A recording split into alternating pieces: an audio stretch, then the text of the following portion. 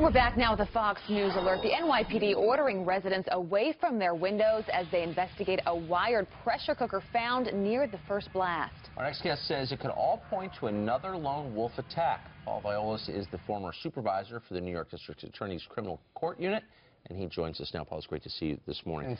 So Hillary Clinton and her lackeys in the press are attacking Donald Trump for calling this a bomb. What else would you call it? Well, that's my question. No, seriously, you create is there two something separate... else?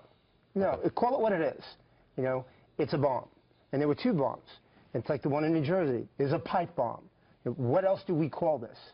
And I think it's irresponsible to the viewers to not tell the truth. Yes. You know, you can't masquerade this thing. As much as you may want to hide from it or not call it a bomb or, you know, Islamic radicalism, it is what it is. Well, the same thing goes with terror, right? Because it takes on a number of different forms. Just because someone's not shouting Allah Akbar doesn't mean it may not be terror-related. Absolutely. I mean, when we take a look at this and the totality of the incidents themselves, look at how the devices were made. Now, typically what you're going to find is the person, or the pedigree of the person, or people that manufactured this probably learned how to do this online from Islamic radicalist websites.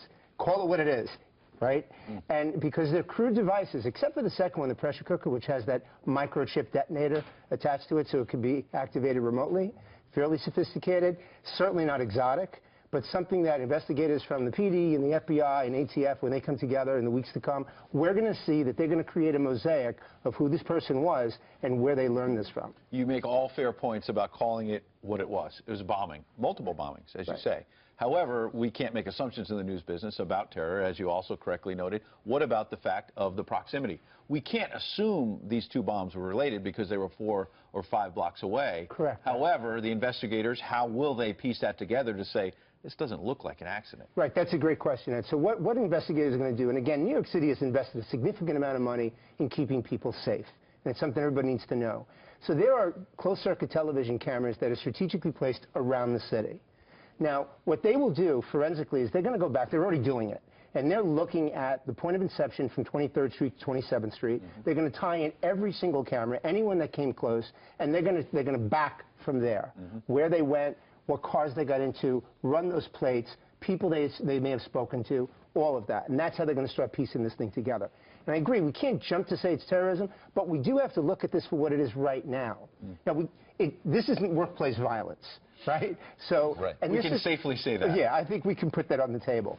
So when we take a look at the devices used, where they're placed, we have to look at the fact that this could clearly be an act of terrorism, and not necessarily saying that this is ISIS motivated. But we know that terrorists, Islamic radicalists, looking to become radicalized, are using the internet, social media, we've talked about this before, to be trained, to be educated. This is an example of that, I truly believe. But this is what's so scary about it, is you can have cameras on every street in New York City, you can have cops all over.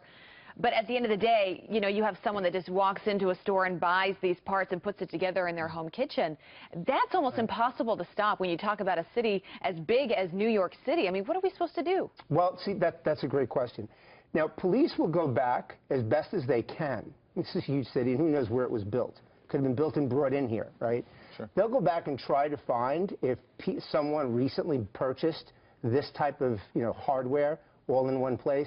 I think that's going to be a stretch when you just look at kind of how organic the material that was used and where that could have been purchased.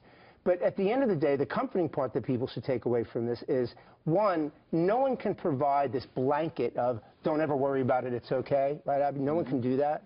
But if you want to think about how safe we really are, you think about the kind of personnel that are in place, the technology that's in place, and the rapid response that we have of containing this, and then going ahead to see who, in fact, was behind it. Which has been fabulous. Yes, no question. So this took place about 20 blocks south of here on 6th Avenue, which we're on right now. And that whole part of the city is shut down still.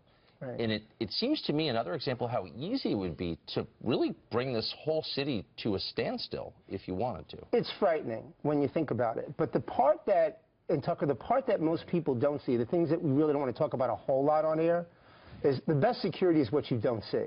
Credit to Mayor Giuliani of what he transformed the city and how safe the city is today.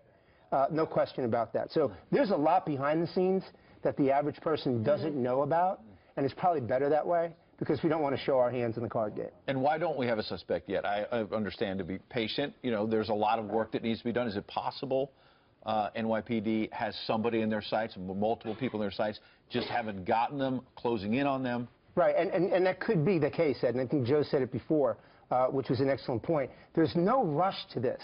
This is not a sprint.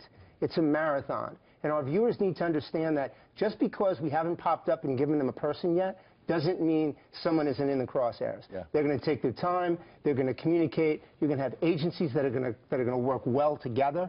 And at the end of the day, we're going to come out with a good result on this. What are the chances that these 3 incidents that happened in the last 10 hours are all linked? I think they're highly probable.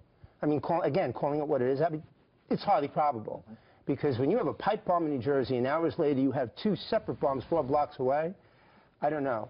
I don't think that these are just 3 separate isolated incidents. Paul Vialis, Vialis Group International, we appreciate you joining us this morning. Thanks, Ed. Pleasure. Thanks, Paul.